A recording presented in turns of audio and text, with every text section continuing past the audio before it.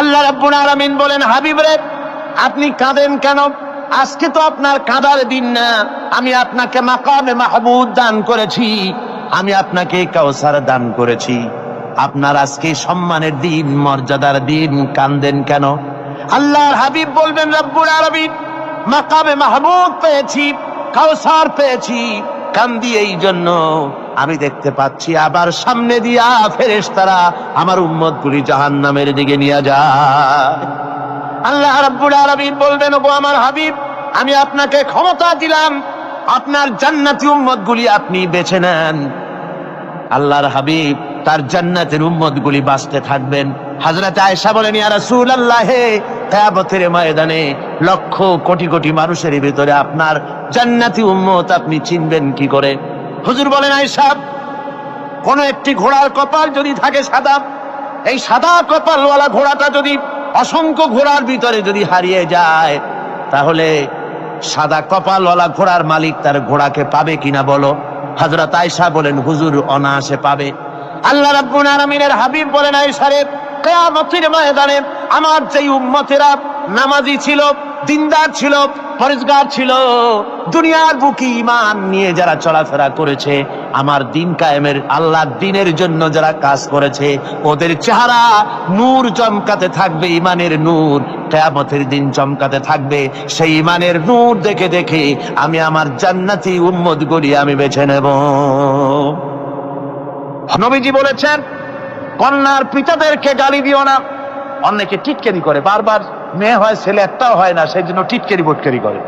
আল্লাহর নবী বলেছেন, মেয়ের পিতাকে গালি দিও না, ঠাট্টা করো না, যেহেতু আমি মুহাম্মদ রাসূলুল্লাহ সাল্লাল্লাহু আলাইহি ওয়াসাল্লাম, আমি মেয়েদের পিতা, আমি নিজে মেয়েদের পিতা।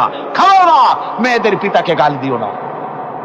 রাসূলুল্লাহ বলেছেন, আকাশের নিচে জমিনের উপরে খাদিজার মতো মহিলা আর নাই। সেই হযরতে খাদিজা রাসূলের 4টি মেয়ে পেটে ধারণ করেছিলেন। সুবহানাল্লাহ। মেয়ের প্রতি রাসূলুল্লাহ যথেষ্ট মহব্বত করতেন, মেয়েকে খুব ভালোবাসতেন হুজুর সাল্লাল্লাহু আলাইহি ওয়াসাল্লাম। হুজুরের কলিজার টুকরা ছিলেন মা ফাতিমা রাদিয়াল্লাহু তাআলা আনহা। হুজুর যখন কোথাও যেতেন, সকলের শেষে দেখা করতেন ফাতেমার সঙ্গে, আর বিদেশ থেকে সফর করে এসে সকলের আগে দেখা করতেন ফাতেমার সঙ্গে। সুবহানাল্লাহ। রাসূলুল্লাহ আরো বলেছেন, তোমরা যখন বাজারে যাবে বা ব্যবসা করতে যাবে বা বিদেশে যাবে, আসার সময় যে সব হাদিয়া নিয়ে আসো। আমরা যখন বাইরে যাই, বাজারে যাই, কিছু হাদিয়া আনি না? জামা, কাপড়, চকলেট ইত্যাদি আমরা আনে থাকি। রাসূলুল্লাহ বলেছেন, হাদিয়াগুলি তোমরা যারা বিদেশে যাও, বাজারে যাও, হাদিয়া আনবে, আর এনে ঘরের মধ্যে ঢুকে তা শুরু করবে মেয়েকে দিয়ে। প্রথমে দেবে মেয়েকে। সুবহানাল্লাহ। মেয়ের মর্যাদা ইসলামে সব চাইতে বেশি। কোন যুগে? যে যুগে মেয়ে হলে পরেই মাটির নিচে ঘিরে রাখতো, আছাড় মেরে মেরে ফেলে দিত। বেআইয়ি যামবিন কুতিলাত, কোন অপরাধে তাদেরকে হত্যা করা হলো? আল্লাহ পাক কোরআনে কারীমের মধ্যে বলেছেন, তাদের অপরাধ আর কিছু না, তারা নারী, এই জন্য তাদেরকে মেরে ফেলা হতো। রাসূলুল্লাহ তাদের ইজ্জত দিলেন। সুবহানাল্লাহ বিহামদিহি। রাসূলুল্লাহ সম্মান দিলেন, ইজ্জত দিলেন তাদেরকে। কন্যা হিসাবে নারীর এই মর্যাদা। ফাতেমাকে রাসূল এত ভালোবাসতেন, ইন্তেকালের সময় হযরত ফাতেমা কাঁদতে কাঁদতে বেহুশ হয়ে যাওয়ার উপক্রম হয়ে গেছে। রাসূলুল্লাহ হযরত ফাতেমাকে ইশারা দিলেন। হযরত ফাতেমা তার কান নিয়ে রাসূলুল্লাহর মুখের কাছে লাগাই দিলেন। আল্লাহর নবী কি যেন বললেন কানে কানে, হযরত ফাতেমার কান্না বন্ধ হয়ে গেল। হযরত আয়েশা বলেন, মা, রাসূলুল্লাহ তোমার কানে কানে কি বললো আর তোমার কান্না বন্ধ হয়ে গেল? হযরত ফাতেমা বলেন, ইয়া আম্মা জান, আমার আব্বা আমার কানে কানে বললো, মা ফাতেমা তুই কাঁদিস না, তোর কান্না আমার বরদাস্ত হয় না, তোমাকে কাঁদতে হবে না। আমি তোমাকে সুসংবাদ দিয়ে যেতেছি, আমি মরে যাওয়ার পর সর্বপ্রথম তোমার সাথে আমার দেখা হবে। রাসূলুল্লাহর এই ভবিষ্যৎবাণী হযরত ফাতেমা বুঝতে পেরেছেন যে হুজুরের ইন্তেকালের পরে আমার বেশি দেরি হবে না, আমিও তাড়াতাড়ি হুজুরের সাথে শামিল হতে পারবো। হুজুরের ইন্তেকালের 6 মাস পরই হযরত ফাতেমা রাদিয়াল্লাহু তাআলা আনহা ইন্তেকাল করেছিল। কন্যা হিসাবে নারীর মর্যাদা ইসলাম অনেক অনেক গুণে বাড়িয়ে দিয়েছে। এই কন্যা শিশু, কৈশোর, যৌবন পেরিয়ে যখন যৌবনে তার বিয়ে হয়ে যায়, আল্লাহ রাব্বুল আলামিন তখন বলেন, ওয়া মিন আয়াতিহি আন খালাকা লাকুম মিন আনফুসিকুম আজওয়াজান লিতাসকুনু ইলাইহা ওয়া জাআলা বাইনাকুম মাওয়াদ্দাতান ওয়া রাহমা। আল্লাহ পাক বলেন, আমার নিদর্শনের ভিতরে এটিও একটি নিদর্শন যে আমি তোমাদের থেকে তোমাদের জোড়া তৈরি করেছি, তোমাদের স্ত্রীদেরকে তৈরি করেছি, তোমাদের সাথে তোমাদের স্ত্রীর ভালোবাসা সৃষ্টি করেছি, মহব্বত সৃষ্টি করেছি। এই মহব্বত আমি আল্লাহ তৈরি করেছি। আর যখন বুড়ো হয়ে যায় মানুষ, স্বামী স্ত্রী যখন বুড়া আর বুড়ি হয়, তখন আর ভালোবাসা থাকে না, তখন ওই ভালোবাসা সহৃদয়তার করুণায় আমি আল্লাহ পরিণত করে দেই। বুড়ার জন্য তখন বুড়ি ছাড়া আর উপায় নাই, বুড়িরও আর বুড়া ছাড়া উপায় নাই। তখন ভালোবাসা কোনো বিশেষ কোনো অক্ষণীয় ভালোবাসা নয়, তখন একের উপরে অন্য একদম নির্ভরশীল হয়ে পড়ে। আল্লাহ পাক বলেন, এই অবস্থা আমি আল্লাহ সৃষ্টি করে দেই। সুবহানাল্লাহ বিহামদিহি। স্ত্রীকে রাসূলুল্লাহ কত ভালোবাসতেন। আল্লাহ নবী বলেছেন, আমার কাছে তিনটা জিনিস প্রিয়, একটা হচ্ছে সুগন্ধি, একটা হচ্ছে নামাজ, আরেকটা হচ্ছে স্ত্রী। সুবহানাল্লাহ। স্ত্রী আমার কাছে প্রিয়। হুজুর বলেছেন, তোমাদের মধ্যে সেই ব্যক্তি উত্তম যে ব্যক্তি তার স্ত্রীর কাছে উত্তম। আমি আমার স্ত্রীদের কাছে উত্তম ব্যক্তি। সুবহানাল্লাহ। রাসূলুল্লাহ স্ত্রীকে কত ভালোবাসতেন। বিশ্বনবী রাজনৈতিক কর্মকাণ্ড চালাচ্ছেন, যুদ্ধের দামামা বাজতেছে, চতুর্দিকে কত অশান্তি, সবকিছু চলছে, স্ত্রীর হক আদায় করতে ভুলে যাননি। রাতের বেলায় হযরত আয়েশার বয়স কম, তাকে নিয়ে রাসূলুল্লাহ একটু সুযোগ পেয়েছেন, বলছেন, আয়েশা সব তো ঘুমিয়ে, চলো আমরা একটু দৌড়াই। ওই যে দূরে একটা জিনিস দেখা যায়, দৌড় দাও, দেখি কি আগে যায়। দুজনে দৌড় প্রতিযোগিতা করলেন। দৌড় প্রতিযোগিতায় হযরত আয়েশা ফার্স্ট হলেন, হুজুর পিছনে পড়ে গেলেন। হযরত আয়েশা খুব আনন্দ করলেন যে আপনি কিন্তু আমার সাথে দৌড়ে পারলেন। পরবর্তী কিছু কাল যাওয়ার পর হযরত আয়েশা বলেন, হুজুর আজকে আবার বললেন যে চলো আয়েশা একটু দৌড়াই। হযরত আয়েশা বলছেন যে সেদিনের তুলনায় আমার শরীর একটু, আমি মুটিয়ে গেছি, শরীরটি স্থূল হয়েছে। আমি আজকে দৌড়ালাম কিন্তু পারলাম না, রাসূল আগে চলে গেলেন। আমি হাঁপাতে হাঁপাতে যখন হুজুরের কাছে চলে গেছি, হুজুর তখন মুস্কি হেসে আমাকে বললেন, আয়েশা ওই সেই দিনের জবাব আজকে দিয়ে দিলাম। সুবহানাল্লাহ বিহামদিহি, সুবহানাল্লাহ বিহামদিহি। বিশ্ব নবী কত বড় আদর্শ বিশ্ব মানবতার জন্য। তিনি বলেছেন, আরাফাতের ময়দানে রাসূলুল্লাহ বলেছেন, তোমরা যেমন পড়বে তোমার স্ত্রীদেরকে তেমন পড়াবে, তোমরা যেমন খাবে তোমার স্ত্রীদেরকে তেমন খাওয়াবে। স্ট্যান্ডার্ড মেনটেন করবে। তুমি ভালো দামের কাপড় পরবে, স্ত্রীকে খারাপ দিবে তা নয়। অধিকার দুজনেরই সমান, স্বামী এবং স্ত্রী সমান অধিকার। কিন্তু আমরা তা বুঝতে পারি না, বুঝতে চাই না। আমরা অনেকে মনে করেছি বিয়ে যখন করছি তখন আমি তো নওয়াবজাদা নসরুল্লাহ খান, আর বউ তো কেনা দাসী। না, সে কিন্তু দাসী নয়, তার মর্যাদা আছে, তার সম্মান আছে, তার সম্মান আপনাকে দিতে হবে। রাসূলুল্লাহ দিয়েছেন, আপনাকেও দিতে হবে। রান্না বান্না হতে দেরি হয়, কত গালাগালি শুনতে হয় নারীকে। আল্লাহর নবীর স্ত্রী হযরত আয়েশা বলেছেন, আল্লাহর নবী কাজ করে, মানুষের সঙ্গে কথা বলে, রাষ্ট্রীয় দায়িত্ব পালন করে ঘরের ভিতরে এসে যখন দেখেছেন রান্না হতে দেরি আছে, রাসূলুল্লাহ বিরক্ত হন নাই, ভুরু কুঞ্চিত করেন নাই, চোখ মোটা করেন নাই, আমাকে কোনো কথা শোনান নাই, বরং আমার কাছে বসে রান্নায় আমাকে সহযোগিতা করেছেন। সুবহানাল্লাহ বিহামদিহি। এই হলো আল্লাহর রাসূল, এই হলো বিশ্ব নবী। স্ত্রীর সঙ্গে কি মহব্বত! সুবহানাল্লাহ বিহামদিহি। হুজুর মহব্বত করতেন স্ত্রীদেরকে। রাসূলুল্লাহর ঘরে দৌলত ছিল না, কিন্তু মহব্বত দিয়ে ভরা ছিল ঘরটা। হুজুরের ঘরে ফ্রিজ নাই, এসি নাই, হুজুরের ঘরে কার্পেট নাই, হুজুরের ঘরের মধ্যে জাজির নাই, তোশক নাই, বড় বড় কম্বল নাই, আরামের কোনো জিনিস নাই, মডার্ন ইকুইপমেন্টস কিচ্ছু নাই, দৌলত নাই, কিন্তু মহব্বত দিয়ে ঘরটা ভরা। হযরত আয়েশা বলেছেন, আমি পানি পান করে, যখন আমি পানি পান করে গ্লাস রেখে দিতাম, আল্লাহর নবী তখন গ্লাসের সেই জায়গায় ঠোঁট লাগাতেন যেখানে আমি ঠোঁট লাগাইয়া পানি পান করেছি। আমি গোশত চিবোতাম, রাসূলুল্লাহ আমার হাত থেকে গোশত টুকরা নিয়া সেই জায়গায় চিবোতেন যেখানে আমি চিবয়েছি। সুবহানাল্লাহ। আমার ভাইরা, রাসূল তার স্ত্রীদেরকে মহব্বত করতেন। স্ত্রীরা রসুলকে মহব্বত করতেন দারুণ ভাবে। একবার হযরত আয়েশা সিদ্দিকা রাদিয়াল্লাহু তাআলা আনহা হুজুরকে গোসল করাতে ছিলেন, মাথার উপরে পানি ঢালতেছেন, হুজুর একটা চৌকির উপরে বা একটা তক্তার উপরে বসে আছেন। গোসলের পানির ভিতরে রাসূলুল্লাহ দেখতে পেলেন রক্তের মতো কি যেন প্রবাহিত হয়ে যাচ্ছে। হুজুর জিজ্ঞেস করেন, আয়েশা রে, পানির ভিতরে রক্তের মতো কি দেখা যায়? হযরত আয়েশা বলেন, হুজুর আপনি যখন বসেছিলেন অসতর্ক মুহূর্তে তক্তার নিচে আমার একটা আঙ্গুল পড়েছিল, পায়ের আঙ্গুলটা ফেটে বোধহয় রক্ত বেরোতেছে। রাসূলুল্লাহ তাড়াতাড়ি করে উঠলেন আর ওই আঙ্গুলকে ব্যান্ডেজ করে দিলেন। রাসূলুল্লাহ বললেন, আয়েশা রে, আঙ্গুল ফেটে গেছে, একটু আহাহু পর্যন্ত করলে না, এতক্ষণ তুমি কষ্ট করলে কেন? হযরত আয়েশা বলেন, ইয়া রাসূলুল্লাহ, ওটা তো একটা পায়ের আঙ্গুল। আয়েশার কলিজাটা ফেটে যদি রক্ত বেরোতো রাসূলুল্লাহকে উঠতে বলতে আমি পারতাম না। কি মহব্বত রাসূলের সাথে। হযরত আয়েশা বলেন, হুজুর সাল্লাল্লাহু আলাইহি ওয়াসাল্লাম স্ত্রীদেরকে এত ভালোবাসতেন, আমাদের ঘরে গোশত টোস্ত তেমন রান্না বান্না খুব কম হতো। গোশত রান্না হবে কি, মাসের পর মাস চলে গেছে রাসূলের বাড়িতে, হুজুর স্ত্রীরা বলেছেন আমাদের ঘরে চুলে আগুন জ্বলে নাই, একটু শুকনা রুটি, একটু শুকনা খেজুর আর একটু পানি খেয়ে আমাদের জীবন চলেছে, এরকমের অবস্থা হয়েছে।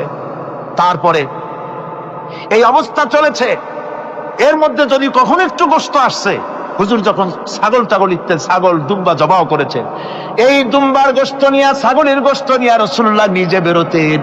হযরত খাদিজার বান্ধবী কোথায় আছে খুঁজে ওই বান্ধবীর কাছে গোশত পৌঁছে দিয়ে আসতে। হযরত আয়েশা বলেন, একদিন আমার ঘুম ভেঙে গেল, দেখি হুজুর আমার কাছে নাই, গেলেন কোথায়? খুঁজতে খুঁজতে যায় দেখি মসজিদে নববীর ভিতরে হুজুর হাত তুলে বসে আছেন, মোনাজাত করতেছেন। আমি পেছনে গিয়ে হাত তুললাম, আমি শুনতে পাচ্ছি নবীজি দোয়া করছেন, রব্বুল আলামিন কিয়ামতের ময়দানে যেদিন সন্তান তার পিতাকে ভুলে যাবে, মা তার সন্তানকে হারায় ফেলবে, ওই কঠিন হাসরের ময়দানে আমি যেন আমার খাদিজাকে হারাইয়া না যাই। মুনাজাতের শেষে হযরত আয়েশা বলেন, ইয়া রাসূলুল্লাহ, খাদিজার কথা আপনার এত কেন বারবার মনে পড়ে? একটা বুড়িরে বিয়ে করেছিলেন 25 বছর বয়সের সময়, 40 বছর বুড়ি, তার কথা কেন এত মহব্বত আপনার মনে পড়ে? তার থেকে যুবতী মেয়ে, সুন্দরী মেয়েকে আপনার স্ত্রী হিসেবে আপনি পান নাই?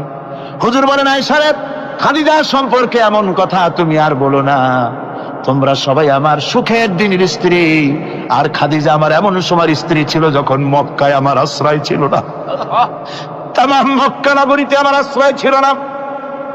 খাদিজার সঞ্চিত সমস্ত ধনরাশি ইসলাম কবুল করার পর দুহাতে খাদিজা বিতরণ করে দিয়েছে। হযরত আয়েশা বলেন, হুজুর আমার গোস্তাকি মাফ করে দেন, আমি আর এরকম বলবো না, তবে খাদিজা সম্পর্কে আমার কিছু একটু শুনান। হুজুর বলেন, আয়েশা রে শোনো, গভীর রাত যত রাত হোক না কেন ইসলামের দাওয়াত দিয়ে দিয়ে গভীর রাত্রে আমি যখন বাসায় ফিরেছি, ঘরে এসেছি, দরজায় একটা মাত্র ডাক দিয়েছি, খাদিজা, অমনি দরজা খুলে গেছে। আমি জিজ্ঞেস করেছি, খাদিজা রে, যত রাত্রে আসলাম, যতবার আসলাম, একটা ডাকের বেশি লাগলো না, তুমি কি ঘুমাও না? হযরতে খাদিজা বলেছেন, ইয়া রাসূলুল্লাহ, আমার মনের ভিতরে ভয় থাকে, আল্লাহর রাসূল দ্বীনের খেদমতে বাইরে আছেন, আমি যদি আরামে বিছানায় ঘুমায় থাকি আর নবীজি দরজার কাছে দাঁড়ায় আমারে ডাকাডাকি করবেন, উঠতে যদি দেরি হয়ে যায় নবীজির সঙ্গে বেয়াদবি হয়ে যাবে, এই মনে করে আপনি না আসা পর্যন্ত দরজার সাথে পিঠ লাগাই আমি দাঁড়াইয়া দাঁড়াইয়া ঘুমাই। আমার ভাইরা, হযরতে খাদিজার ইজ্জত স্বয়ং আল্লাহ দিয়েছেন। কে দিয়েছেন? হাদিস শরীফে এসেছে, রাসূলুল্লাহ জাবালে নূরে বসা, গারে হেরার ভিতরে বসা, হযরতে জিবরাইল রাসূলুল্লাহর সঙ্গে কথা বলতেছেন। একটু পরে হযরতে জিবরাইল বলেন, ইয়া রাসূলুল্লাহ, আমি আর এখানে বসবো না, আমি এখন চলছি, আমি দেখতে পাচ্ছি খাদিজা আসতেছে আপনার জন্য খাবার নিয়ে। খাদিজা যখন আপনার কাছে পৌঁছে যাবে, আপনি খাদিজাকে শোনায় দিবেন আল্লাহ রাব্বুল আলামিন খাদিজাকে সালাম জানাইছে। সুবহানাল্লাহ, সুবহানাল্লাহ। রাসূলুল্লাহর কাছে হযরতে খাদিজা যখন আসলেন, হুজুর বললেন, খাদিজা, আজকে তোমার জন্য দারুণ সুখবর। বলে কি? বলে আল্লাহ পাক, জিবরাইল কেমন উঠে গেল আমার কাছ থেকে, জিবরাইল বলে গেল আল্লাহ তোমাকে সালাম বলেছে। হযরত খাদিজা কেঁদে ফেললেন, বললেন, ইয়া রাসূলুল্লাহ, আমার নারী জন্ম সার্থক, আল্লাহ আমাকে সালাম বলেছে, এর জবাব কেমনে দিতে হয় হুজুর আমি তো জানি না, আপনি আমার পক্ষ থেকে আল্লাহর সালাম কিভাবে দেওয়া লাগে আপনি দিয়ে দিন, আমি তো বুঝি না কেমনে আল্লাহর সালামের জবাব দেব। হুজুর বললেন, খাদিজা, শুধু আল্লাহ নয়, জিব্রাইলও তোমাকে সালাম বলে গেছেন। হযরতে খাদিজা বললেন, হযরত জিব্রাইলকে আমার সালামের জবাবটা ওয়ালাইকুম আসসালাম বলেন। হযরত খাদিজার এই মর্যাদা ছিল। আমার ভাইরা, রাসূল পাক সাল্লাল্লাহু আলাইহি ওয়াসাল্লাম এভাবে মহব্বত করেছেন স্ত্রীদেরকে। সুতরাং স্বামী স্ত্রীর মহব্বত আল্লাহ জান্নাতি নিয়ামত। কিসের নিয়ামত? যে ঘরের মধ্যে স্বামী স্ত্রীর মধ্যে মিল মহব্বত আছে, এটা বেহেশতের মতো, আর যেখানে মিল মহব্বত নাই, এটা জাহান্নামের মতো। ঠিক কি? সুতরাং মহব্বত করুন, বেশি বেশি স্যাক্রিফাইস করুন, বেশি বেশি স্যাক্রিফাইস করুন। নারীদের ব্যাপারে বলা হয়েছে, পুরুষকে বলা হয়েছে অধিকার আদায় করো, সব ব্যাপারে সমান অধিকার। কিন্তু নারীকে একটা ব্যাপারে বলা হয়েছে, নারী শোনো, পুরুষের মর্যাদা তোমার চাইতে আল্লাহ রাব্বুল আলামিন বেশি দিয়েছেন। আর রিজালু কাওয়ামুনা আলান নিসা, নারীদের উপরে পুরুষের প্রাধান্য আল্লাহ পাক দান করেছেন। একদিন একজন সাহাবী বলেছিলেন, ইয়া রাসূলুল্লাহ, জংলি উট দেখলাম আপনার পায়ের উপরে সেজদায় পড়ে গেল, আপনি যদি আমাদেরকে অনুমতি দিতেন না, আপনাকে আমরা সেজদা করতাম। আল্লাহ নবী বললেন, মানুষ মানুষকে সেজদা করা এ পারমিশন যদি আমি দিতাম, তাহলে দুনিয়ার সমস্ত স্ত্রীদেরকে বলতাম তারা যেন তাদের স্বামীকে সেজদা দেয়। স্বামীর মর্যাদা এখানে বেশি। সুতরাং অধিকার সমান, কোনো সন্দেহ নাই, কিন্তু স্বামীর একটা আলাদা মর্যাদা আছে, সেই সম্মানও তাকে দিতে হবে। এরপরে এই সমান অধিকারের ভিত্তিতে স্বামী স্ত্রী চলতে থাকে, মাঝখানে আল্লাহ পাক তাদেরকে সন্তান দান করেন। আল্লাহ তাদেরকে, নারীকে লেখাপড়ার অধিকার দিয়েছেন, ইসলাম তাকে লেখাপড়ার অধিকার দিয়েছে, শিক্ষার অধিকার দিয়েছে। হযরত আয়েশা সিদ্দিকা রাদিয়াল্লাহু তাআলা আনহা শিক্ষয়িত্রী ছিলেন, হাফেজা ছিলেন, হাদিসের হাফেজা ছিলেন, কোরআনের হাফেজা ছিলেন, হাজার হাজার সাহাবায়ে কেরামদের তিনি ওস্তাদ ছিলেন। সুবহানাল্লাহ বলেন। নারীদের ব্যাপারে অধিকাংশ মাসালা হযরত আয়েশা সিদ্দিকা রাদিয়াল্লাহু তাআলা আনহার অবদান। সুবহানাল্লাহ। নারী যুদ্ধ করেছে, যুদ্ধের ময়দানে নারীর অধিকার আছে। নারী চাকরি করতে পারবে, নারী ব্যবসা করতে পারবে, নারী লেখাপড়া করতে পারবে, নারী সেনাবাহিনীতে যেতে পারবে, নারী সব করতে পারবে, কিন্তু পর্দার মাধ্যমে। একটা লোক গিয়ে কাঁদতেছিল মুসলমান হওয়ার পরও। হুজুর কয়, কান্দো কেন? কই যে আমার গুনাহ কি মাফ হয়েছে? হুজুর বলেন, হ্যাঁ মাফ হয়ে গেছে। কলেমা পড়ছো, মাফ হয়ে গেছে। কয় যে হুজুর আমি তো মারাত্মক গুনাহ করছি। বলে কি? বলে আমার একটা মেয়ে, সেই মেয়েটাকে নিয়ে আমি, ঘটনা লম্বা, আমি সংক্ষেপে বলতেছি, মেয়েটাকে ফাঁকি দিয়া তারে আমি মারবো, বুঝতে দেই নাই আমার বউরে। বললাম চলো বেড়াইতে যাই, মেয়েটা আমার সাথে সাজাই দিয়েছে, তার মা বেড়াতে নিয়ে যাবো এই কথা মনে করে। মেয়েটা কদ্দূর যায়, আবার আব্বা আব্বা বলে আমার দিকে ফিরে আসে, আবার পিছনে থাকে, আবার আব্বা আব্বা বলে জড়ায় ধরে। এইভাবে করতে করতে যখন নির্জন এলাকায় গেলাম, আমি পাহাড়ের পাশে গর্ত খোঁড়া আরম্ভ করলাম। গর্ত খুঁজি আর মাটি ছিটে এসে আমার দাড়িতে লাগে। বাচ্চা মেয়েটা আমার কাছে এসে দাড়ি দিয়ে ধুল ঝাড়ায় দেয়, কয় আব্বা তোমার দাড়িতে ধুল লাগতেছে, তুমি এই কষ্ট করতেছো কেন? মেয়ে তো বোঝে না যে আমি তার জন্য কবর খুঁজতেছি।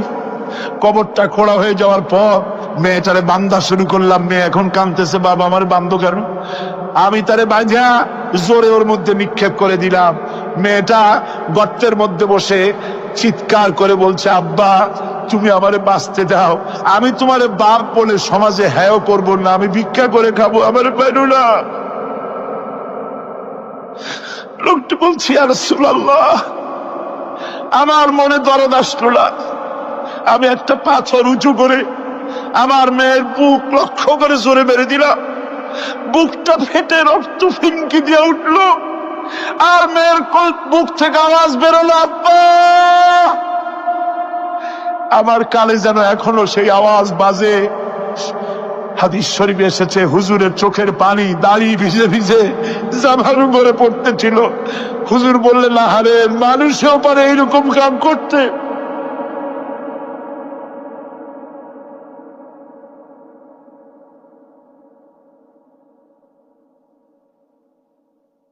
পৃথিবীতে নারীর যখন কোনো সম্মান ছিল না, মর্যাদা ছিল না, সেই সময় আমার রাসূল, আমার বিশ্বনবী নারীদেরকে সম্মানের হাত ধরে গর্তের ভিতর থেকে উঠাইয়া রানীর সিংহাসনে বসাইয়া দিলেন।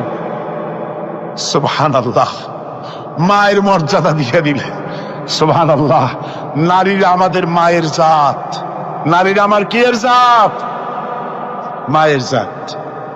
আমার মা বোনেরা, তোমাদের সম্মান কত তোমরা জানো না। আমরা পুরুষ, আমাদের পায়ের তলে জুতা, আর তোমরা আমাদের মায়ের জাত, তোমরা নারী, তোমাদের পায়ের তলে আল্লাহর জান্নাত, আল্লাহর ব্যস্ততা তোমাদের পায়ের তলে। এই সম্মান আল্লাহ তোমাদের দিয়েছে, নবী দিয়েছেন। সুবহানাল্লাহ। কর ভাইরা আমার, অধিকার ইসলাম দিয়েছে। বিবাহ যখন হয়, এই বিবাহের সময় এজেন্ট আনতে হয়। আর বিবাহ হচ্ছে বিবাহ বৈঠক, এজেন্ট আনার জন্য ওই যে কি জানি কয় ম্যারেজ রেজিস্ট্রার বা মৌলবি সাহেব, কার অনুমতি আগে নেয়? বলেন কার অনুমতি? তাহলে অধিকার ইসলাম পুরুষে দিল না মেয়ে লোকে দিল? আজ মেয়ে লোকের কাছে যাও, মেয়েটাকে জিজ্ঞেস করো সেই বিবাহে রাজি আছে কিনা। সুবহানাল্লাহ পড়ে, এই বিবাহে রাজি আছে কিনা জিজ্ঞেস করে, তার অধিকারই বেশি। এরপরে এই বিবাহে করার ব্যাপারে কত বৈষম্য। আজ বিবাহ করতে গেলে যৌতুকের প্রথা এসেছে। রাসূলুল্লাহ যৌতুক দিয়েছিলেন, ওটা যৌতুক না, ওটা উপহার, ওটা হাদিয়া। রাসূলুল্লাহ তোহফা দিয়েছিলেন হুজুরের জামাই। সুবহানাল্লাহ, কি জামাই! এক জামাই তো জিন্নুর আইন, যাকে ফেরেশতারা পর্যন্ত লজ্জা করতো যারে দেখে, হযরত ওসমান রাদিয়াল্লাহু তাআলা আনহু। আরেকজন হযরত আলী কাররামাল্লাহু ওয়াজহাহু। হযরত আলী, যার সম্পর্কে রাসূল পাক সাল্লাল্লাহু আলাইহি ওয়াসাল্লাম যাকে কত সম্মান দিয়েছেন, কত মর্যাদা দিয়েছেন, এই হলো হযরত আলী হুজুরের জামাই। আনা মাদিনাতুল ইলম ওয়া আলিয়ুম বাবুহা, আমি হলাম জ্ঞানের রাজ্য, আর আলী হলো সেই রাজ্যে প্রবেশের দরজা। সুবহানাল্লাহ। ভাইরা, এই হলো জামাই। আর মেয়ে খাতুনে জান্নাত, বিনতে রাসূল, বেহেশতের সমস্ত রমণীদের সরদারিনী মা ফাতিমাতুজ জাহরা রাদিয়াল্লাহু তাআলা আনহা। কি উপহার দিলেন বিয়েতে রাসূল! এই মেয়ে আর এই জামাই। উপহার হলো খেজুরের ছোবড়ার একটা তোশক, পানি উঠাবার জন্য একটা মশক, আর আটা পেশা একটা জাতা। এই হলো নবীর মেয়ে আর জামাইয়ের জন্য উপহার। রাসূলের প্রতি কি ভালোবাসা দেখেছেন হযরত উম্মে হাবিবা রাদিয়াল্লাহু তাআলা আনহা, আমাদের মা আবু সুফিয়ান রাদিয়াল্লাহু তাআলা আনহু, তার মেয়ে। তার কাছে আবু সুফিয়ান তখনও কাফের, সেই কুফরি হালতে মেয়ের ঘরে গিয়েছেন। যাওয়ার পরে হযরত উম্মে হাবিবা বাদ যখন বসতে গিয়েছেন, তখন উম্মে হাবিবা বলছেন যে আব্বা একটু দাঁড়ান। এই অবস্থায় দাঁড়াতে বলে বিছানাটা উল্টায় দিয়া তারপরে বললেন যে বসেন। বাপ মনে খুব দুঃখ পেলেন। আবু সুফিয়ান বললেন, মা উম্মে হাবিবা, আমি তোমার পিতা, ভালো একটা বিছানা থাকলে তাই বিছায় দেওয়া উচিত ছিল, আর তুমি বিছানাটা উঠাইয়া তারপরে আমার খালি জায়গায় বসতে বললা, আমি তোমার ব্যবহারে আহত হলাম।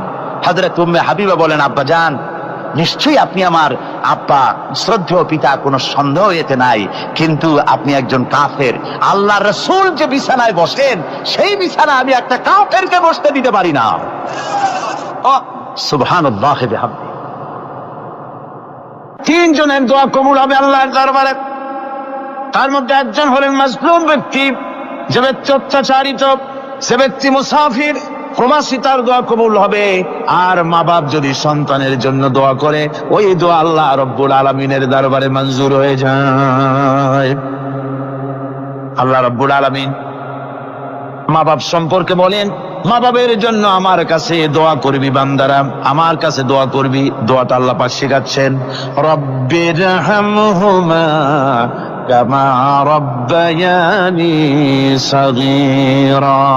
পড়েন সবাই, রব্বিরহামহুমা কামা রব্বায়ানি সগীরা। একটু জিকির করেন, লা ইলাহা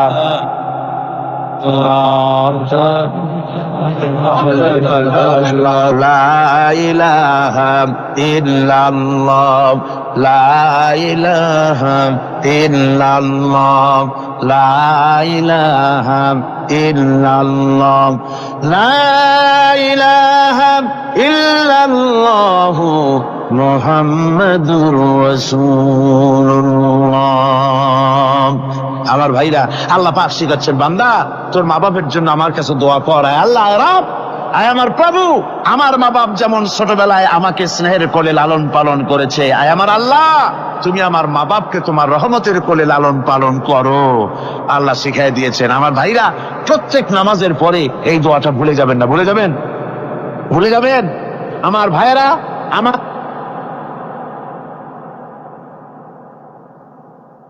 وَوَصَّيْنَا الْإِنسَانَ بِوَالِدَيْهِ إِحْسَانًا حَمَلَتْهُ أُمُّهُ كُرْهًا وَوَضَعَتْهُ كُرْهًا।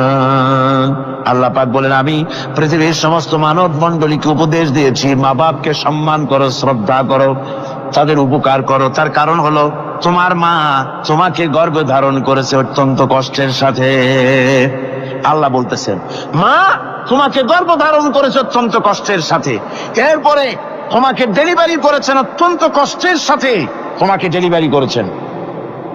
গভীর রাত্রে মানুষ সব ঘুমায় যায়, গর্ভবতী মা ঘুমাতে পারে না, সন্তান পেটের ভিতরে হাঁটু দিয়া গুঁতা মেরেছে, পা দিয়া লাথি মেরেছে।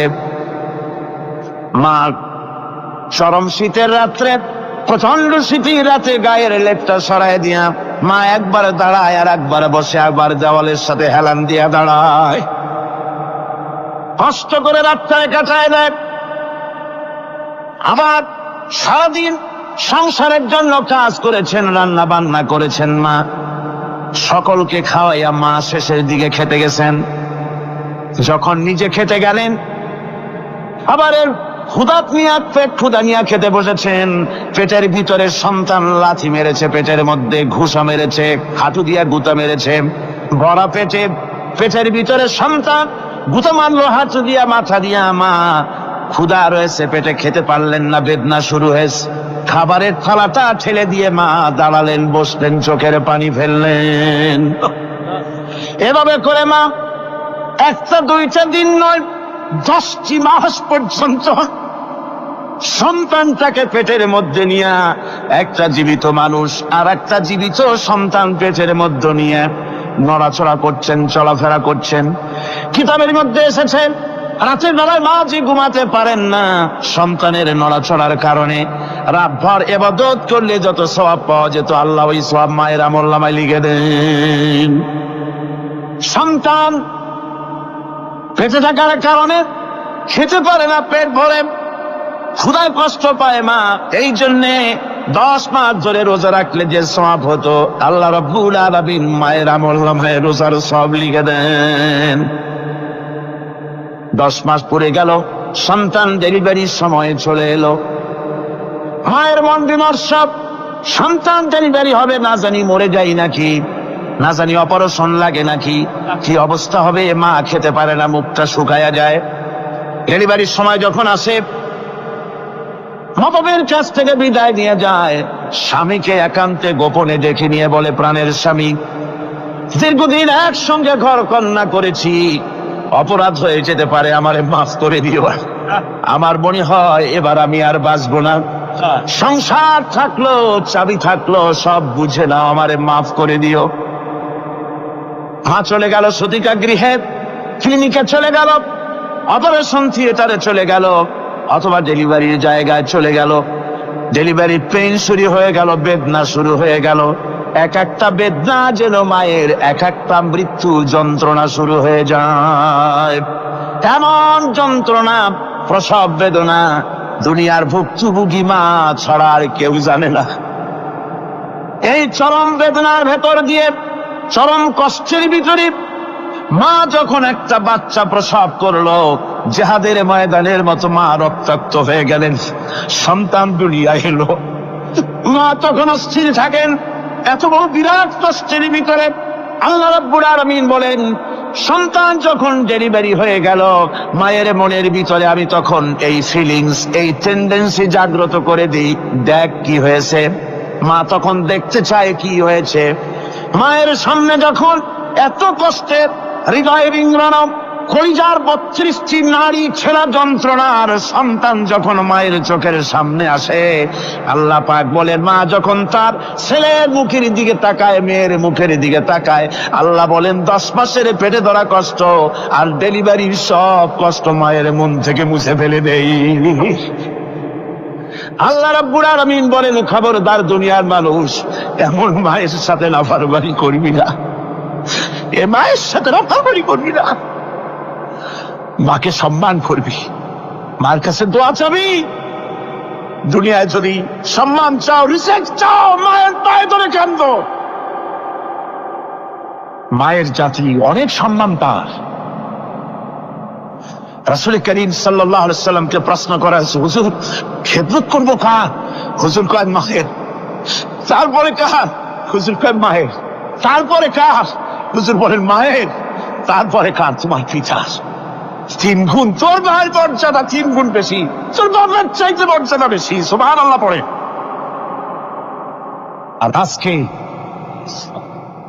ইসলামের শত্রুরা তারা বলে যে ইসলাম নারীর অধিকার আদায় করে নাই। নারীর অধিকার ইসলাম দেয় নাই তো কে দিয়েছে? আমার বন্ধুগণ, বিশ্বনবী জনাবে মুহাম্মদ রাসূলুল্লাহ সাল্লাল্লাহু আলাইহি ওয়াসাল্লাম মসজিদে নববীর ভিতরে বসে আছেন। এক বৃদ্ধা মহিলা মসজিদের মধ্যে প্রবেশ করলেন। হুজুর বৃদ্ধাকে দেখে দাঁড়ায় গেলেন। বিশ্বনবী বুড়ি মেয়ে লোককে দেখে দাঁড়ায় গেলেন। আল্লাহর নবী বুড়িকে দেখে দাঁড়ালেন। বুড়ি যখন কাছে এলেন, আল্লাহর নবী নিজের গায়ের চাদর বুড়ির জন্য বিছায়া দিলেন।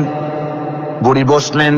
এরপরে কথাবার্তা সারার পর বুড়ি যখন বিদায় হবেন, হুজুর আবার দাঁড়ালেন। বুড়ি মহিলা চলে গেলেন। সাহাবায়ে কেরাম বলেন, ইয়া রাসূলুল্লাহ, কিছুই বুঝলাম না, একজন বৃদ্ধা মহিলার জন্য বিশ্বনবী দাঁড়ান আর গায়ের চাদর বিছান, আমরা বড় আশ্চর্য হয়ে গেলাম। নবীজি বলেন, ও আমার সাহাবীরা, তোমরা জানো না, এই মহিলাকে চিনতে পারো নাই। আমি আমার মায়ের দুধ আমার জীবনে কিসমতে তেমন হয় নাই। আমি আমার মায়ের দুধ তেমন কিসমতে পাই নাই। যার বুকে দুধ খেয়ে, যার কোলে কাখে চড়ে আমি বড় হয়েছি, আমার সেই দুধ মা ইনি হযরতে হালিমাতুস সাদিয়া। আর সেই দুধ মা রাসূলুল্লাহ নিজে সম্মান দিয়েছেন মায়ের। খবরদার মাকে অসম্মান করবেন না, মাকে সম্মান করবেন, মাকে শ্রদ্ধা করবেন। আমার বন্ধুগণ, আলেম ওলামা পীর বুজুর্গদের জন্য হাদিয়া তো দেন আপনারা, কোনো নিষেধ নাই, দেন। হাদিয়া দেওয়া সুন্নত, নেওয়া সুন্নত, দিবেন, আমি কোনো নিষেধ করি না। কিন্তু আমি বলতে চাই, পীর বুজুর্গদের কাছে, আলেম ওলামাদের কাছে হাদিয়া দিয়া আল্লাহরে যত না খুশি করতে পারবেন, এই ডালিম বেদানার মৌসুমে বেদানা একটা ভেঙে নিজ হাতে যদি মায়ের মুখে তুলে দেন, আল্লাহর আরশ খুশি হয়ে যাবে, আল্লাহর আশীর্বাদ খুশি হয়ে যাবে, আল্লাহ পাক খুশি হয়ে যাবে। মায়ের খাওয়াও, বাপ তো খাওয়াও, তোমার সবচেয়ে বড় প্রিয় জিনিস। সুবহানাল্লাহ বলে, সুবহানাল্লাহ। মা বাপ যদি একটু দোয়া করে দেয়, তোমার জিন্দেগির কাম শেষ। একটু বদদোয়া করলে জাহান্নামে যাবা। কোন পীর সাহেব বদদোয়া করলে জাহান্নামে যাবে এমন কথা নয়। কোন মওলানা বদদোয়া করলে দোজখে যাবে এমন কথা নয়। রাসূল বলেছেন, হুমা জান্নাতুকা ওয়ান নারুকা। মা বাপ তোমার বেহেশত, মা বাপ তোমার জাহান্নাম। মা বাপ যদি অসন্তুষ্ট হয়, দোজখে যাবি, আর মা বাপ যদি খুশি, আল্লাহর জান্নাতে চলে যাবি। সুবহানাল্লাহ, সুবহানাল্লাহ, সুবহানাল্লাহ। মায়ের পায়ের তলে তোর বেহেশত। আমরা পুরুষ, আমাদের গত বছরও বলেছি, আমরা পুরুষ, আমাদের পায়ের তলে জুতা। আমাদের পায়ের তলে কি? শুধু জুতা। আর আমার মা, আমার মায়ের জাতি যারা এই প্যান্ডেলে বসে আছেন, আমার মায়েরা, বোনেরা, মায়ের জাতি যারা পৃথিবীতে, মায়ের জাতির পায়ের তলে আল্লাহর বেহেশত। সুবহান। নারীর মর্যাদা ইসলাম দেয় নাই, কে দিয়েছে? আল্লাহ দিয়েছেন, আল্লাহর রাসূল দিয়েছেন। আর আমার মা, আমার মায়ের জাতি যারা এই প্যান্ডেলে বসে আছেন, আমার মায়েরা, বোনেরা, মায়ের জাতি যারা পৃথিবীতে, মায়ের জাতির পায়ের তলে আল্লাহর বেহেশত। সুবহান, নারীর মর্যাদা ইসলাম দেয় নাই, কে দিয়েছে? আল্লাহ দিয়েছেন, আল্লাহ রাসূল দিয়েছেন। আমার বন্ধুগণ, হযরত বাইজিদ বুস্তামি, ছোট্ট বাচ্চা ছেলে, গভীর রাত্রে মা অসুস্থ, পানির পিপাসায় জেগে উঠেছেন। বাবারে, পিপাসায় শেষ হয়ে গেলাম, পানি দাও। ছেলে ঘরের ভিতরে পানি না পেয়ে বাইরে দৌড়াদৌড়ি করলেন। অনেক দূর থেকে পানি নিয়ে এসে দেখেন মা ঘুমায় গেছেন। পানি নিয়ে দাঁড়ানো, পৌষ মাস, মাঘ মাসের শীতের রাত, ফজরের সময় মায়ের ঘুম ভেঙে গেল। তাকিয়ে দেখেন বাইজিদ দাঁড়ানো, হাতে পানি থরথর করে কাঁপছে। জিজ্ঞাসা করে, বাইজিদ তুমি দাঁড়ানো কেন? ছোট্ট বাচ্চা বলে, মা পানি চেয়েছিলে তুমি গভীর রাত্রে, পানি ঘরে ছিল না, অনেক দূর থেকে আনতে হয়েছে। মা বলছে, ঘুমাও নাই কেন গ্লাস ছুঁয়া? বাচ্চা বলে, ঘুমাই নাই, তুমি যদি আবার পানি চাও সময় মতো যদি দিতে না পারি মা তোমার কষ্ট হবে, এই জন্য ফজর পর্যন্ত আমি দাঁড়ায় আছি, কখন তুমি পানি চাও। মা হাতের থেকে পানি নিয়ে পান করলেন। বাইজিদকে বিছানার উপরে আরাম করে কম্বল দিয়ে ঘুম পড়াইয়া দিলেন। হযরত বাইজিদের মা উযু করে ফজরের নামাজ পড়ে সিজদায় চলে গেলেন। চিৎকার মেরে কেঁদে বলেন, আমার রব, আমার আল্লাহ, আমি আমার বাইজিদের মা, আমি মা হয়ে বাইজিদের জন্য দোয়া করি।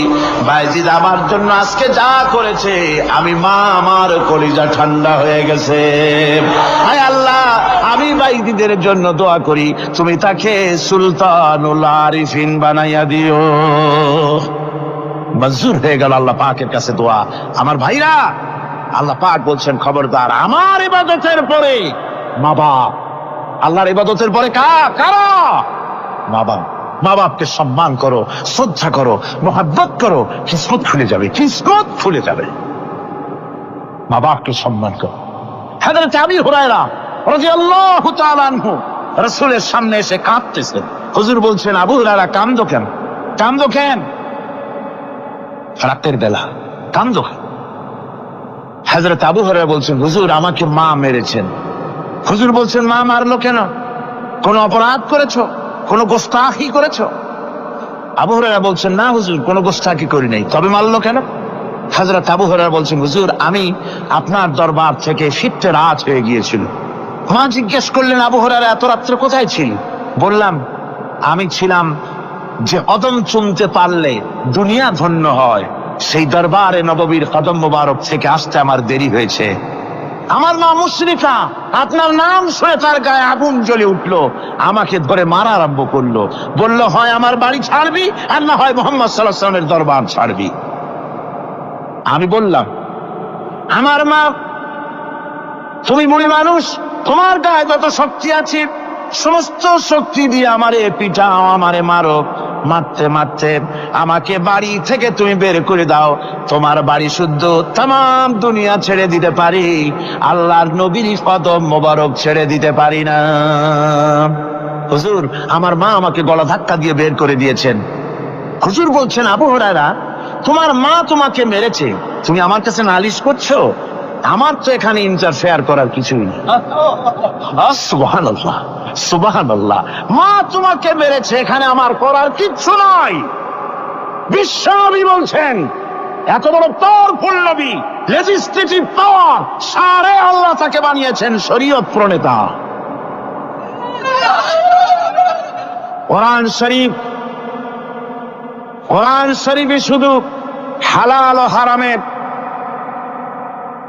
হালাল এবং হারামের, বৈধ এবং অবৈধের সীমারেখা শুধু কোরআনই ঠিক করেন, রাসূলের জন্য আল্লাহ ছেড়ে দিয়েছেন।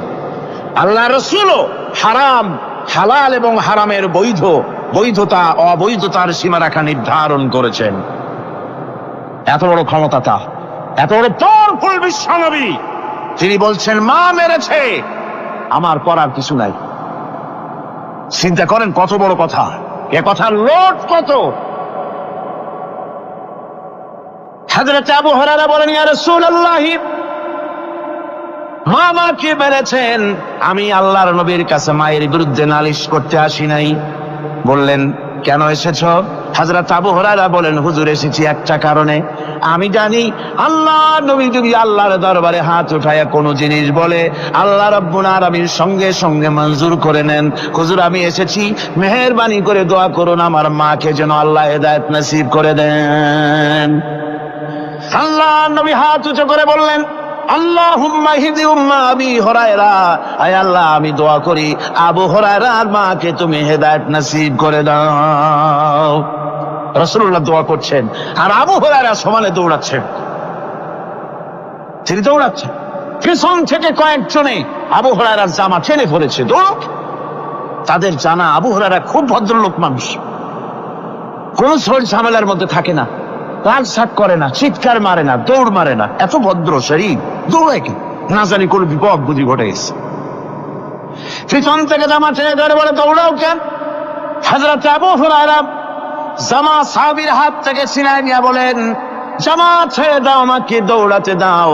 আমি দৌড়াইয়া বাড়িতে দেখতে চাই, আমি দৌড়াই আগে আমার বাড়ি পৌঁছতে পারলাম না, আমি যাওয়ার আগে আমার আল্লাহর নবীর দোয়া আমার বাড়ি পৌঁছে গেছে, আমি এইটা দেখতে চাই। হযরত আবু হুরায়রা বাড়িতে গিয়ে দরজা নক করলেন, ভেতর থেকে আওয়াজ এলো, কে? হযরত আবু হুরায়রা বলেন, মা আমি তোমার আবু হুরায়রা ফিরে এসেছি। মা বলছেন, বাবা অপেক্ষা করো, দরজা খুলতেছি। হযরত আবু হুরায়রা বলেন, মায়ের গলার আওয়াজের ভিতরে শিরকিয়াতের কর্কশতা পেলাম না, মায়ের গলার আওয়াজের ভিতরে তাওহীদের গন্ধ পেলাম। আমার মনে হলো নবীজির নিক্ষিপ্ত তীর তার নিশানায় পৌঁছে গেছে। কিছুক্ষণ পর মা আমার বেরিয়ে এলেন, মাথা থেকে চুলের থেকে বুড়ি মানুষ, সাদা চুলের ভিতর থেকে পানি পড়তেছে। মা বলল, বাবারে তোমারে মারার পর আমি বড় অনুতপ্ত হয়েছি, অনুশোচনা করেছি, আমি গোসল করেছি, মনে মনে ভাবলাম আমার ছেলে তো কোনো খারাপ জায়গায় যায় নাই, কেন তারে মারলাম? আমি বড় লজ্জায় পড়েছি তোমারে মেরে। ও আমার আবু হুরায়রা, আমি গোসল করেছি, পবিত্র হয়ে গেছি, জলদি করে আমাকে নিয়ে চলো বিশ্ব নবী জনাবে মুহাম্মদুর রাসূলুল্লাহর দরবারে। হযরত আবু হুরায়রার মা ঘোষণা করলেন, আশহাদু আল্লা ইলাহা ইল্লাল্লাহু ওয়াহদাহু লা শারীকা লাহু ওয়া আশহাদু আন্না মুহাম্মাদান আবদুহু ওয়া রাসূলুহু। আমার ভাইরা, মা বাপ সবচেয়ে সম্মানের জিনিস। আল্লাহর ইবাদতের পরই মা বাপের খেদমত করতে হবে। আল্লাহ পাক বলছেন, বান্দারে দেখ, মায়ের পেট থেকে আনলাম, মায়ের বুকের মধ্যে মহব্বত পয়দা করলাম, এত মহব্বত দিলাম তোর উপরে, যে কোনো বিদেশে যান, যেখানে যান, বাড়িতে ফিরলে পরে সকলে ছেলে মেয়ে ভাই বোন সবাই দেখবে সুটকেসে আমার জন্য আনছে কি। সবাই চিন্তা করবে আমার জন্য কি এনেছে। একমাত্র মা সন্তানের মুখের দিকে তাকাবে কখন খাইছে সে। সুবহানাল্লাহ, সুবহানাল্লাহ, আমার বাসার মুখখানে শুকনা, তুই বুঝি আজকে কিছু খাইস নাই। বিদেশে যেসব সন্তান থাকে, মা টাটা কবুতরের মতো ছটফট করে। আমার ছোটবেলার কথা আমি দেখেছি শশীরা মাদ্রাসায় পড়তাম, আব্বা টাকা দিতেন মাদ্রাসায় যাওয়ার সময়, আবার মা আবার মুরগির ডিম বিক্রি করা, বিভিন্ন জিনিস বিক্রি করা বা বাজার করা পয়সা, উদ্বৃত্ত কিছু পয়সা আব্বার অজান্তে আমার হাতের মুঠার মধ্যে দিয়ে দিতেন। যখন মাদ্রাসার দিকে রওনা হয়েছি, পর্দার আড়াল থেকে দরজা থেকে দেখতাম, যতক্ষণ তাকায় দেখতেছি চোখ থেকে পানি দল করে পড়তেছে। সুবহানাল্লাহ, মা কি জিনিস! আল্লাহ আল্লাহ আল্লাহ। বিদেশে যদি কারো সন্তান মারা যায়, সবাই জানা লাগে। কবি বলতেছেন, বিদেশে বিরাজ্যে যার পুত্র মারা যায়, পশু পক্ষী না জানিতে আগে জানে মা। মায়ের কই যাক তারে টান লেগে যায়, মা বুঝতে পারে আমার সন্তানটা নাই। আহারে মা! আমার বন্ধুগণ, মা যার বেঁচে আছে বেয়াদবি করেছেন, পাও ধরে মাপ নিয়ে নেবেন, পাও ধরে মাপ নিয়ে নেবেন। মা তো পা ধরে দেখবেন মাফ করে দিবে। সুবহানাল্লাহ, সুবহানাল্লাহ, কত দরদ তার বুকের মধ্যে। আর মা বাপকে সম্মান করবে। যাক, এই বিষয়ের উপরে আমি আর যেতে চাই না। সত্যি আপনাদের বললাম, এই বিশাল জনতাকে বললাম সবচাইতে বড় পীর আপনার জন্য আপনার মা বাপ। সবচেয়ে বড় পীর কে? বাবা। সন্তুষ্ট করেন, রুজিতে অভাব ঘটবে না, কোন মাজারে গিয়ে সেজদা দেওয়া লাগবে না, আল্লাহর কসম মাজারে যাই চাওয়া লাগবে না। মা বাপকে খেদমত করেন, মা বাপকে খুশি করেন, মা বাপকে খাওয়ান, হাদিয়া দেন, মা বাপ খুশি, রুজিতে বরকত হবে, ব্যবসায় বরকত হবে, ঋণগ্রস্ত থাকবেন না, সম্মান আল্লাহ বাড়ায় দিবেন। সুবহানাল্লাহ বিহামদি, রাসূলুল্লাহর হাদিস। এই জন্য আমি অনুরোধ করব, মা বাপকে সম্মান করবে। পাশে বুঝতে পেরেছি মুহাম্মদ সাল্লাল্লাহু আলাইহি ওয়াসাল্লাম আল্লাহর রহমত, করুণার নবী, দয়ার নবী। তার কাছে যদি আমি যেতে পারি, তাহলে তিনি আমার সম্পর্কে যদি তার সামনে যেতে পারি, তাহলে তার কঠোর মনোভাব আমার প্রতি নরম হয়ে যাবে। এই মনে করে সাহাবায়ে কেরামদের চোখ এড়াইয়া তিনি হুজুরের সামনে গিয়ে হাজির হয়ে গেলেন। হুজুর তাকে দেখিয়ে বললেন, তোমার নাম না ওয়াসি? তিনি বললেন, হ্যাঁ আমার নাম ওয়াসি। হুজুর বললেন, তুমি আমার চাচাকে শহীদ করেছো? ওয়াসি বললেন, জাহালাতের কারণে তা করেছি। হুজুর বললেন, কেমনে শহীদ করেছো আমার চাচাকে, আমার একটু শোনাও। ওয়াসি বলতে লাগলেন, আমি বল্লম দিয়ে হযরতে হামজার শরীরকে এফোড় ওপড় করে দিয়েছি, তারপরে তার বুককে খঞ্জর দিয়ে ফেরে বুকের ভিতর থেকে কলিজাটা বের করে নিয়ে আমি হাতে দিয়ে দিয়েছি হেন্দাই কলেজা চিবিয়ে চিবিয়ে খেস। রাসূল পাক সাল্লাল্লাহু আলাইহি ওয়াসাল্লাম হাদিস শরীফে এসেছে, ওয়াসির বর্ণনা যখন তিনি শুনতেছিলেন, রাসূলের চোখ থেকে তখন পানি পড়ে দাড়ি মোবারক ভিজে ভিজে পড়তেছিল। ঘটনা শোনার পর রাসূলুল্লাহ বললেন, ওয়াসি তুমি কি চাও? ওয়াসি বললেন, আমি ইসলাম কবুল করতে চাই। হুজুর তাকে মুসলমান বানালেন। বললেন, তুমি মুসলমান হলে কিন্তু সব সময় তুমি আমার সামনে আসবে না, তার কারণ তোমাকে দেখলে পরে আমার মনের ভিতরে আমার চাচার কথা মনে উঠে যাবে। আমি আমার আব্বাকে পাই নাই, আব্বার স্নেহ যত্ন আমার কিসমতে তেমন হয় নাই। আমার চাচা হামজা আমাকে পিতার মতো করে আমাকে স্নেহ করেছে, তোমাকে দেখলে পরে তার কথা মনে পড়বে, সুতরাং তুমি সবসময় আমার সামনে আসবে না। ওয়াসি সেদিন শপথ নিয়েছিলেন, রব্বুল আলামিন, আমি জাহালাতের কারণে যেই বল্লম দিয়ে একজন শ্রেষ্ঠ সন্তানকে আমি শহীদ করে ফেলেছিলাম, আমি বুঝতে পারি নাই, ওই বল্লমটা আমি হেফাজতে রেখে দিয়েছি। তুমি আমার এই দোয়া মঞ্জুর করো, আমি যেন এই বল্লম দিয়ে এই পৃথিবীর নিকৃষ্ট ইসলামের কোন দুশ্মনকে যেন আমি শেষ করে দিতে পারি। আল্লাহ পাক দোয়া তার মঞ্জুর করে নিলেন। মুসাইলামা কাযযাবের বিরুদ্ধে হযরত আবু বকর সিদ্দিক রাদিয়াল্লাহু তাআলা আনহু যে বাহিনী পাঠালেন, হযরত ওয়াসি সেই বাহিনীর মধ্যে ছিলেন। আর তিনি সেই বল্লমটা দিয়ে, যে বল্লম দিয়ে তিনি হযরত হামজাকে শহীদ করেছিলেন, সেই বল্লমটা দিয়েই ইসলামের নিকৃষ্ট শত্রু মুসাইলামা কাযযাবকে দুনিয়া থেকে তিনি বিদায় করে দিলেন। রাসূলের যুগে একজন নবুয়তের দাবি করলো, তার নাম হচ্ছে মুসাইলামা কাযযাব। সে দাবি করলো, সে মনে করলো যে নবুয়ত হচ্ছে একটা ব্যবসা। মুহাম্মদ সাল্লাল্লাহু আলাইহি ওয়াসাল্লামের কিছু ছিল না, নবুয়তের দাবি করলো, গনিমতের মাল আসলো, টাকা পয়সা আসলো, তারপর রাজত্ব হয়ে গেল, এরকম তো কম কথা না। তা আমিও যদি নবুয়তের দাবি করি, তাহলে এরকমের একটা ব্যবসা আমিও করতে পারবো। এই চিন্তা ভাবনা করে নবুয়তের দাবি করে বসলো। নবুয়তের দাবি করে সে প্রচার করে বেড়াতে লাগলো, আমি নবী। তারপর তার উম্মতেরা বলল যে, আচ্ছা আপনি তো নবী বুঝলাম, তা মুহাম্মদ সাল্লাল্লাহু আলাইহি ওয়াসাল্লামের উপরে ওহী নাজিল হয়, আপনি তো কোনো নতুন ওহী আমাদের দিতে পারলেন না, কোনো সূরাও এ পর্যন্ত আসলো না। মুসাইলামা কাযযাব বলল, দেখো কেবল না নবী হলাম, একটু সময় দাও ওহী আসা। কিছুদিন পর বলল যে সূরা একটা এসে গেছে। বলে কি? সে সূরা কাউসারের একটা প্যারোডি তৈরি করলো। বলল, আমার উপরে একটা নতুন সূরা আসছে, সূরাটি হচ্ছে ইন্না আতাইনাকাল আকাক ফাসাল্লি লিরাব্বিকা ওয়াজআক ইন্না শানিয়াকা হুয়াল আবলাক। এর অর্থ হচ্ছে, আমি তোমাকে আকাক পক্ষী দান করেছি। আর আকাক পক্ষী বলা হয় হুতুম পেঁচাকে। ও যে কায়দার নবী, পাখিটাও পাইছে সেই কায়দারই। তারপরে ফাসাল্লি লিরাব্বিকা ওয়াজাক, সুতরাং তোমার প্রভুর উদ্দেশ্যে নামাজ পড়ো আর জোরে সোরে চিৎকার করো। মনে রেখো, তোমার দুশ্মন হবে শ্বেত এবং কৃষ্ণ বর্ণে, এর না আছে কোনো গোড়া, না আছে এর মাথা, না আছে এর কোনো অর্থ, না আছে কিছু। এই জাতীয় সূরা দেখিয়া উম্মতেরা বলল, কি যে আশ্চর্য কথা, মুহাম্মদ সাল্লাল্লাহু আলাইহি ওয়াসাল্লামের উপরে যে সূরা নাজিল হয়েছে তা পড়তে কত সুন্দর, কত ভাব গম্ভীর, আর এ কি একটা সূরা নাজিল হলো। তারা নিজেরা বলা তোয়া করলো। আর একবার ধরলো মুসাইলামাকে, তারা বলল মুহাম্মদ সাল্লাল্লাহু আলাইহি ওয়াসাল্লাম তাকে তার উম্মতেরা তাদের বাগানে নিয়ে যায়, নিলে পরে যে বাগান থেকে তিনি যান, গাছে খরমা না থাকলে খরমা হয়ে যায়, কোনো পানি শূন্য কুয়ার কাছ থেকে গেলে তার বরকতে কুয়ায় পানি চলে আসে। তো আপনি এরকমের কিছু আমাদের দেখান। বললো আমাকেও তোমরা এভাবে নিয়ে যাও। তখন তাকে নিয়ে যাওয়া হলো।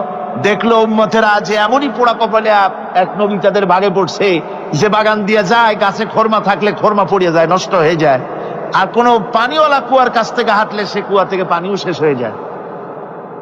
এরপরে তার সাহস বাড়লো। মুসাইলামায়ে কাজ্জাব রাসূল পাক সাল্লাল্লাহু আলাইহি ওয়াসাল্লামের কাছে এক চিঠি লিখলো। সে চিঠির ভাষা ছিল, মিন মুসাইলামাত রাসূলিল্লাহ ইলা মুহাম্মাদুর রাসূলুল্লাহ সালামুন আলাইকুম আম্মা বাদ ফাইন্নী আশরাকতু ফিল আমর ওয়া ইন্না লানা নিসফাল আরদ ওয়া লিকুরাইশিন নিসফাল আরদ ওয়ালাকিন্না কুরাইশান কওমান ইয়াতাদুন।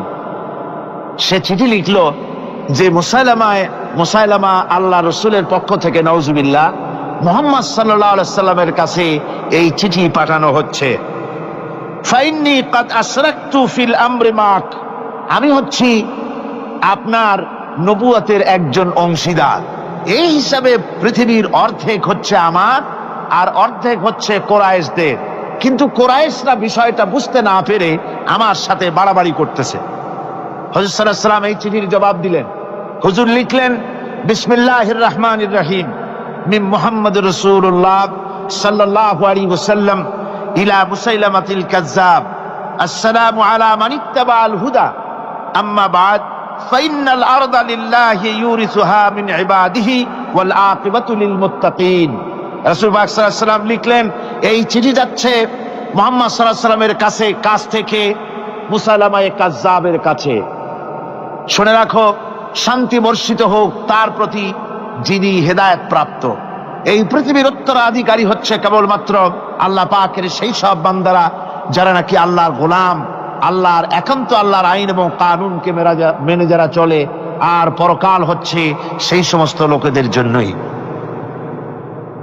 মুসাইলামায়ে কাজ্জাবের মুয়াজ্জিন যারা, তারাও জানতো, তারাও জানতো যে লোকটা মিথ্যেবাদী। তো কিছু মাল পানি পাওয়া যায়, টাকা পয়সা পাওয়া যায়, সাথে থাকলে কিছু খাওয়াটাও যায়, এই জন্য তার সাথে থাকতো।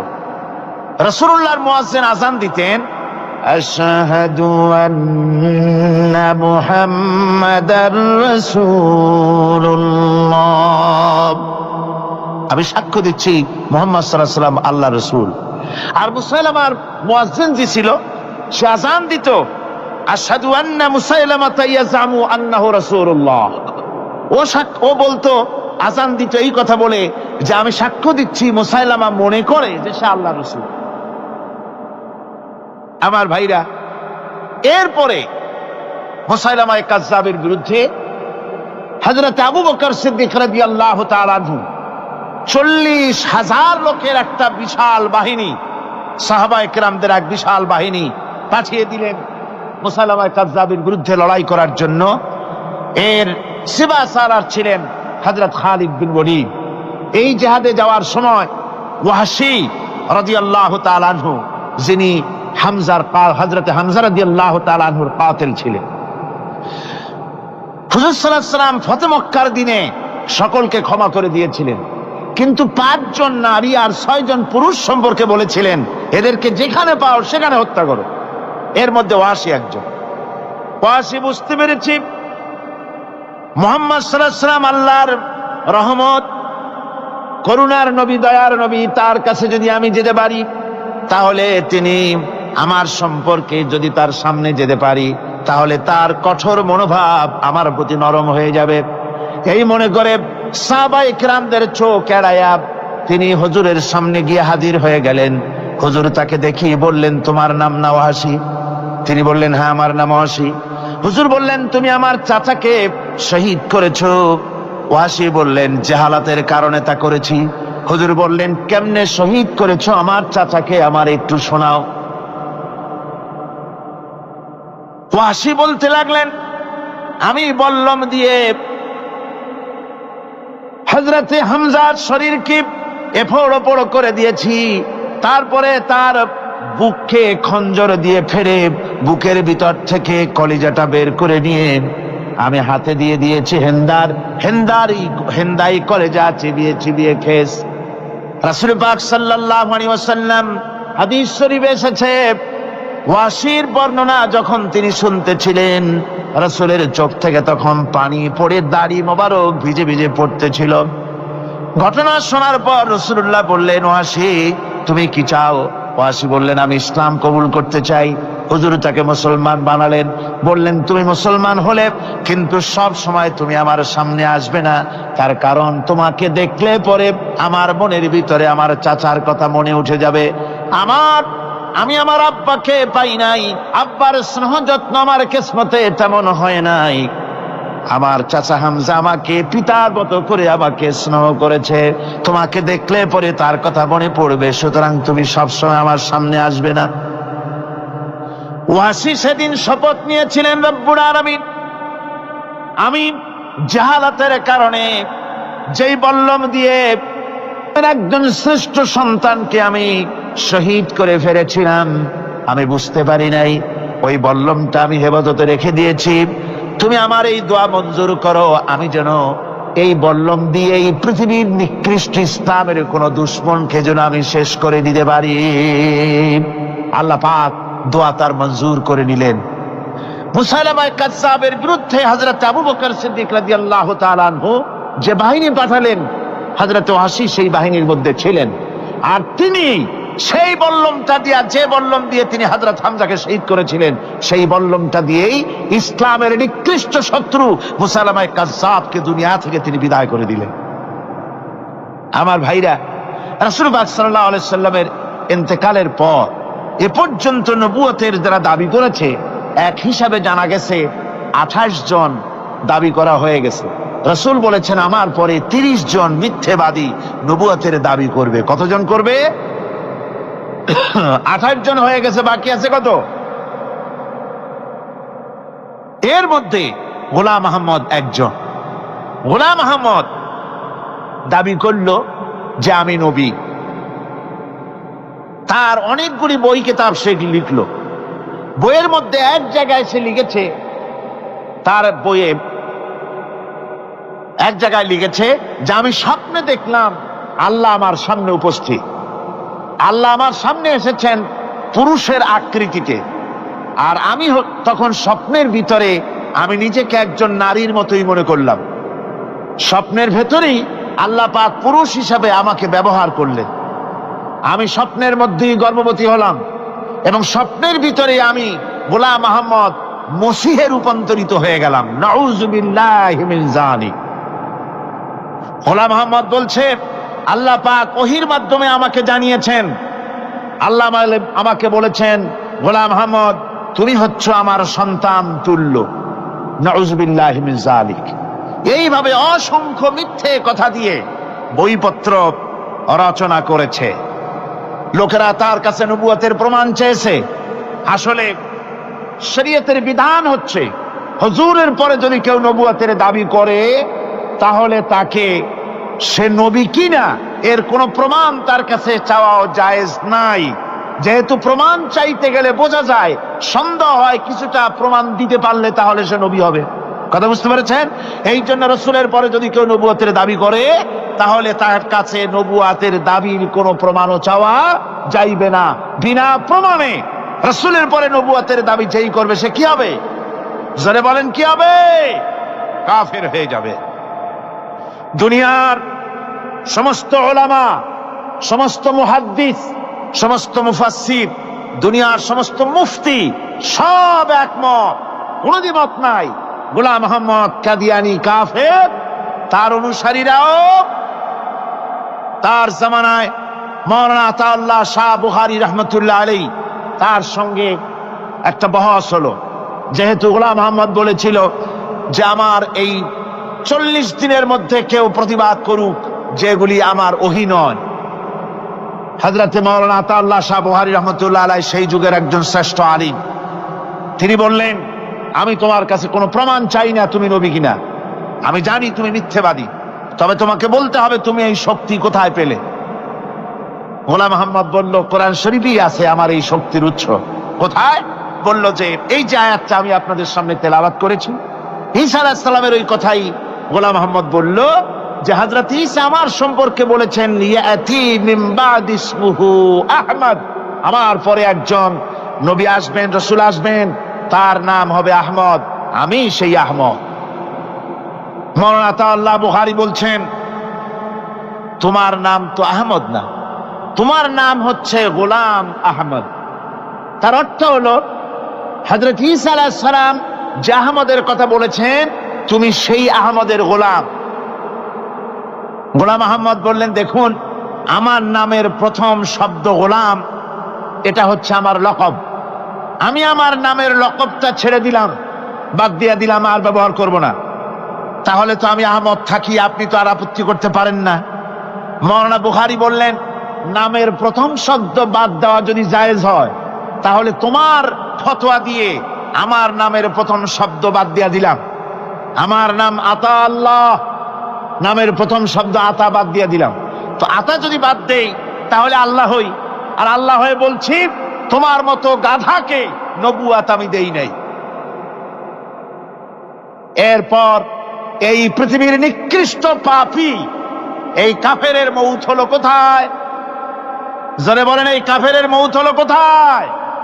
পায়খানার ভেতরে মৌত হয়েছে। আমার বন্ধুগণ, সুতরাং বাংলাদেশে যত কাদিয়ানি আছে, সমস্ত কাদিয়ানিরা কাফের। সমস্ত কাদিয়ানিরা কি? আরো জোরে বলুন, তারা কি? কাদিয়ানিরা মুসলমানদের গোরস্থানে, তাদের মানুষ মারা গেলে মুসলমানদের গোরস্থানে তা দাফন করে না, মুসলমানদের জানাজায় তারা কোনোদিন আসে না, মুসলমানদের কোনো মসজিদে তারা নামাজ পড়তে যায় না, তারা আলাদাভাবে মসজিদ তৈরি করে মসজিদের নামে। গোলাম মোহাম্মদ কাদিয়ানীর অনুসারীরা যে মসজিদ করে, ওগুলি মসজিদ নয়, এগুলি মসজিদে জেরাত। এগুলি কি? মসজিদে জেরাত। এগুলি কখনোই মসজিদের সম্মান পেতে পারে না। তারা কোরআনে কারীমের ব্যাখ্যা নিজেরা করেছে, নিজেরা তৈরি করেছে, যার সাথে আহলে সুন্নাতুল জামাতের হাদিসের কোনো মিল নাই, নিজেরাই করেছে।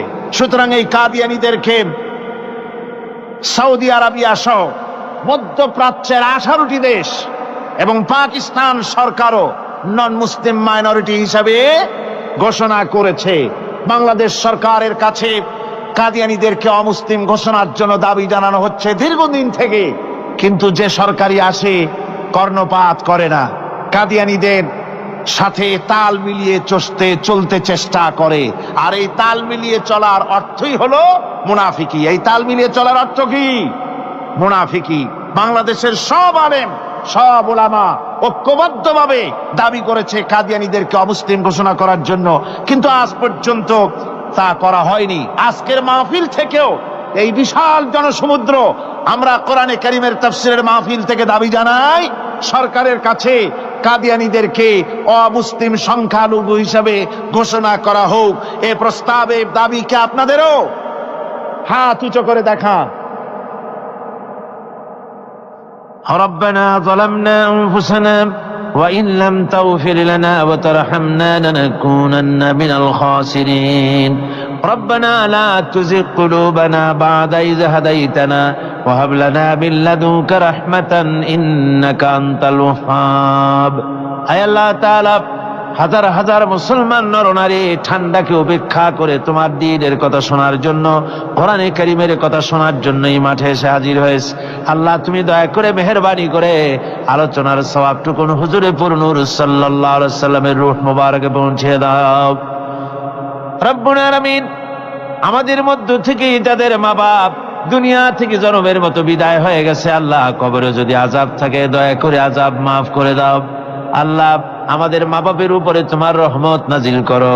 রব্বিরহামহুমা কামা রব্বায়ানি সগীরা, রব্বিরহামহুমা কামা রব্বায়ানি সগীরা। হে আল্লাহ রাব্বুল আলামিন, এই মাহফিলে যত লোক আছি আমরা, কার কোন ব্যাধি আছে, রোগ আছে, আমরা তুমি ভালো করে জানো। আমাদের প্রত্যেকের ব্যাধিকে তুমি শিফায়ে আজলা দান করে দাও। اللهم حبب إلينا الإيمان وزينه في قلوبنا وكره إلينا الكفر والفسوق والعصيان واجعلنا من الراشدين. ربنا تقبل منا إنك أنت السميع العليم وتب علينا إنك أنت التواب الرحيم.